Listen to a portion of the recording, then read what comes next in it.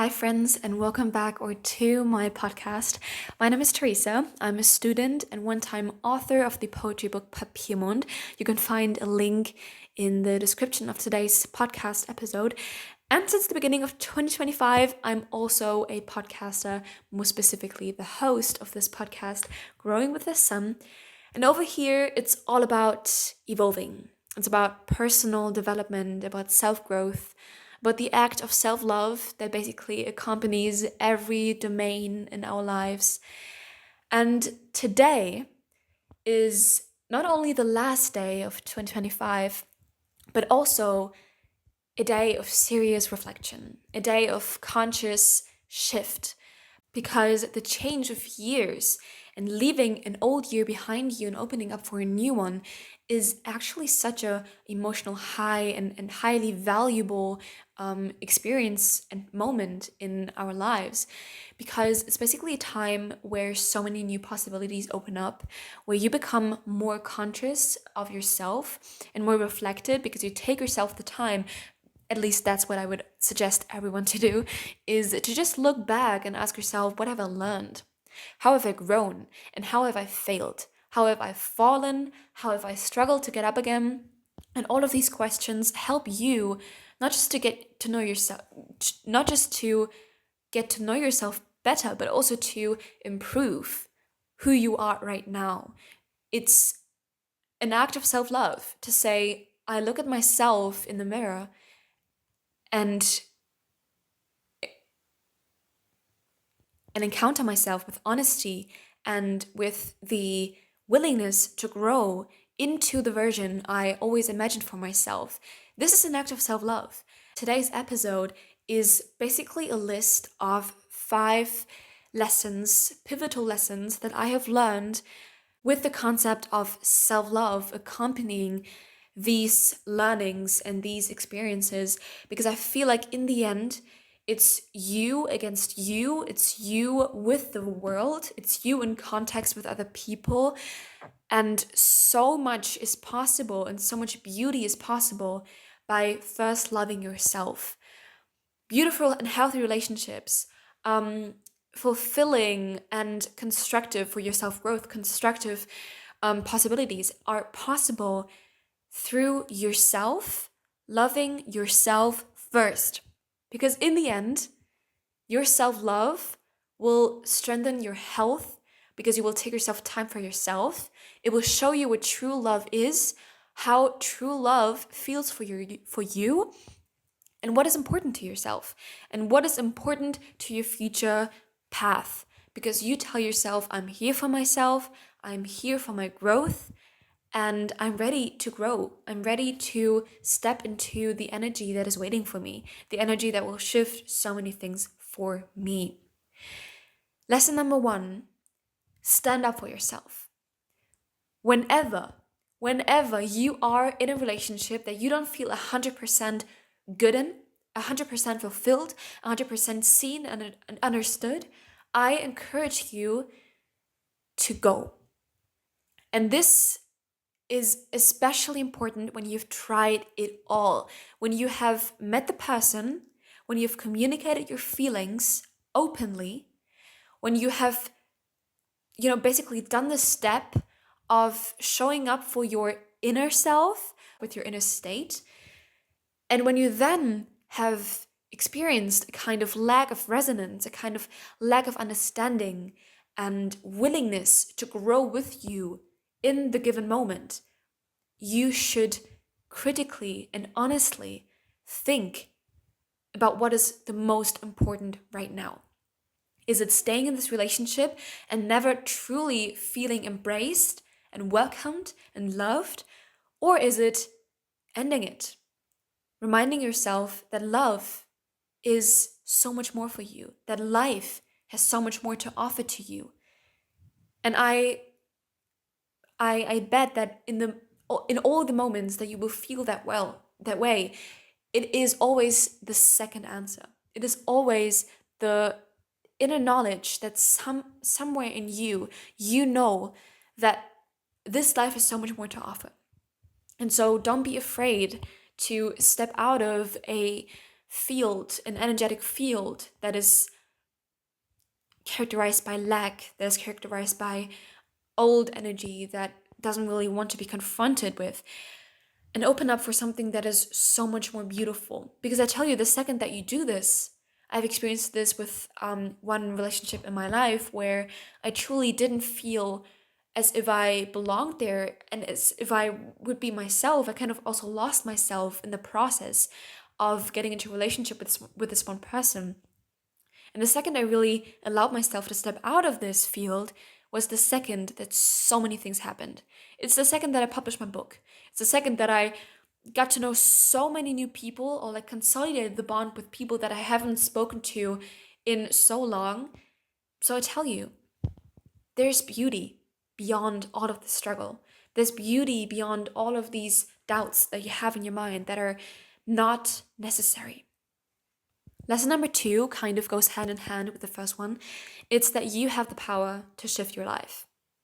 Go after what feels comfortable.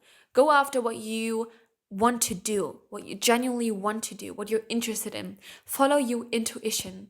And somehow, sometimes people tend to criticize this intuition because they feel like it's too vague, it's too unsafe, and they want something of substance. They want a clear plan. They want what feels the easiest in the way, but comfortable. And being comfortable doesn't always mean and equate being safe. It doesn't always equate it being easy, a certain life situation in your life being easy. And so do what you feel comfortable with. Do what you feel that genuinely uplifts you. And this is the right thing to do. The right thing, next to the easy thing, is to end what needs to be ended and to start what awaits you, to start all the new things that come into your life and that want to be embraced by you. It is never wrong to say no. It is never wrong to listen to your heart, to your intuition, to your gut feeling, and go after this.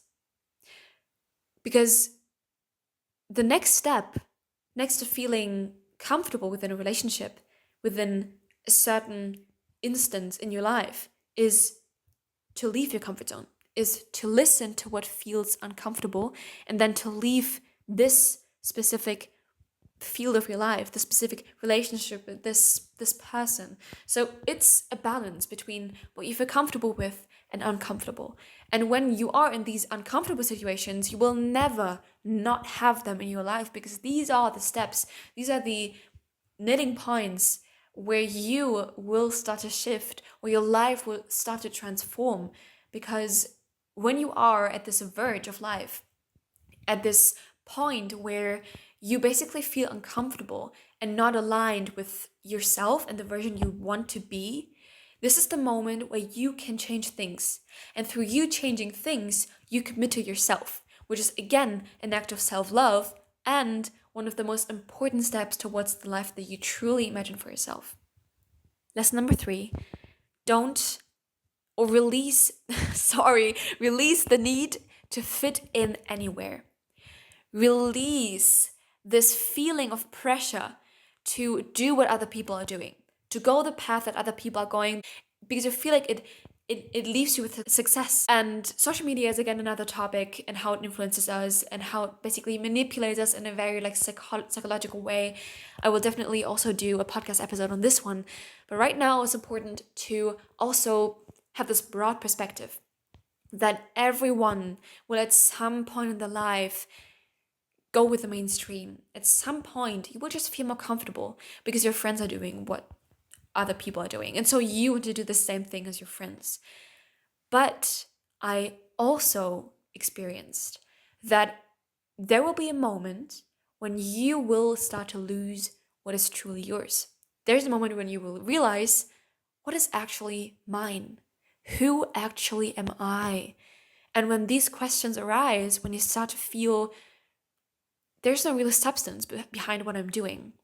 Maybe it's going after a certain trend, wearing certain clothes, and you feel like I don't really have an identity.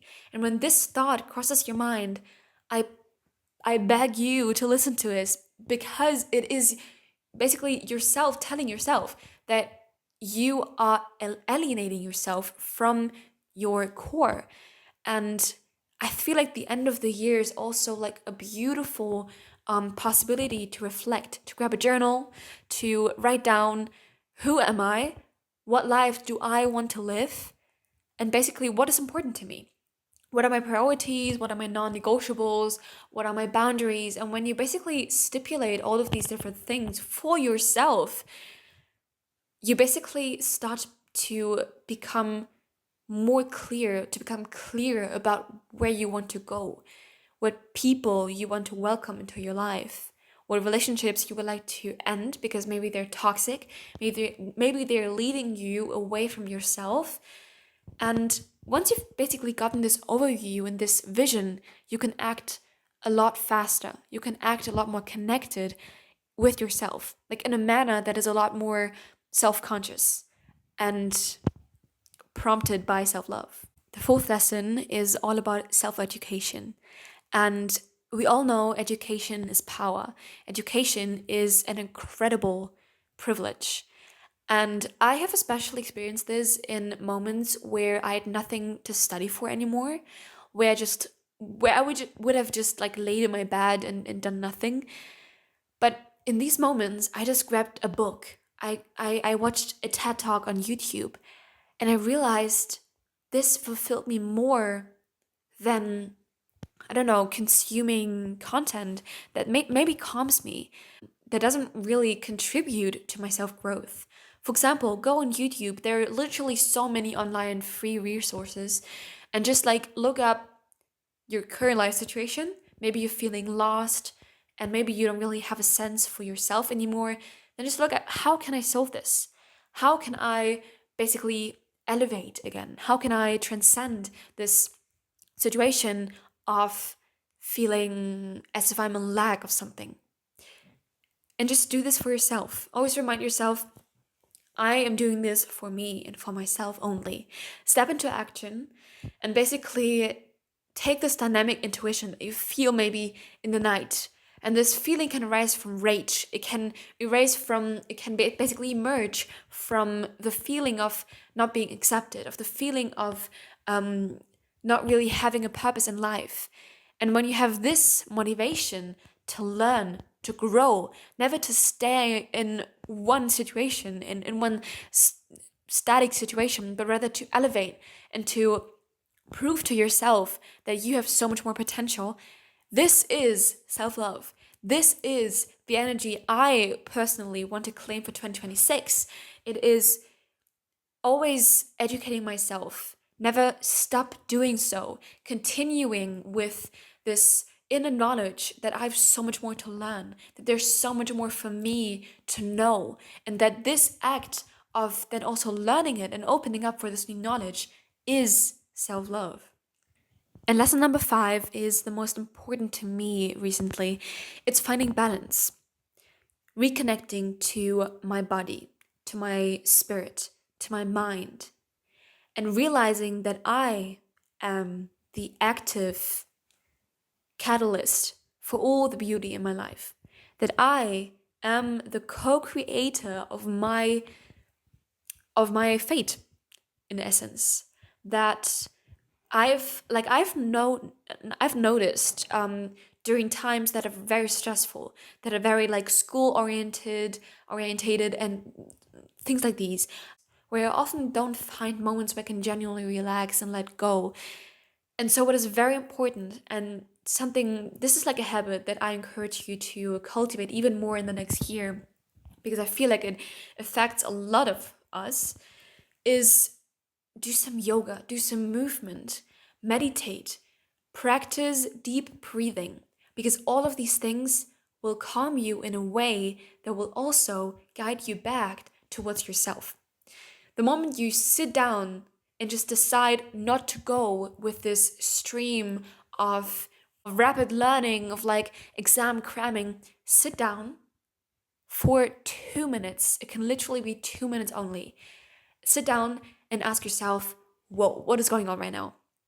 And take a step back from your actual life into this meta kind of position where you observe yourself, where you observe all the things that you do right now, where you observe your thoughts and your feelings.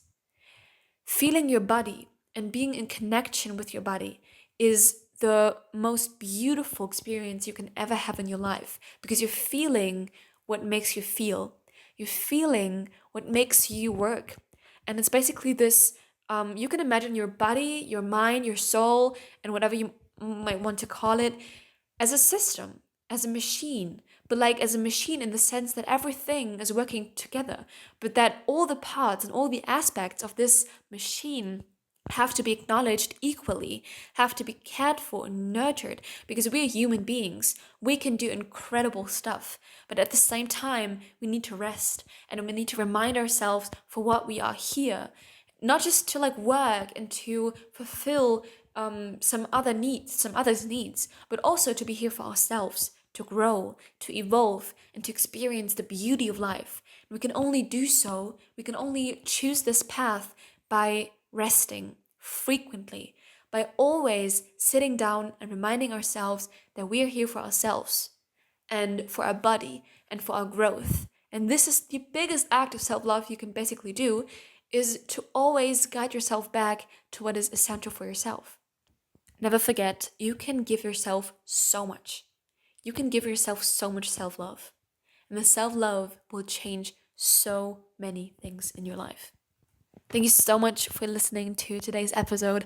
I hope you have an amazing transition into the next year, into 2026. I hope that you're at peace with yourself and with all the people in your life, with your way of things. And I wish you a wonderful time.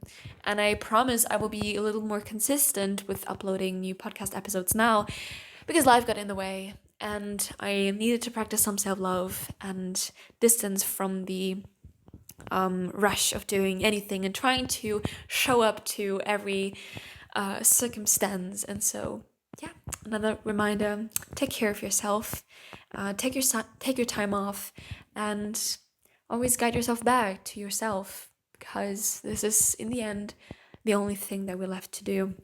So, have a nice day. Have a nice evening, whatever, and we will see us in the next episode.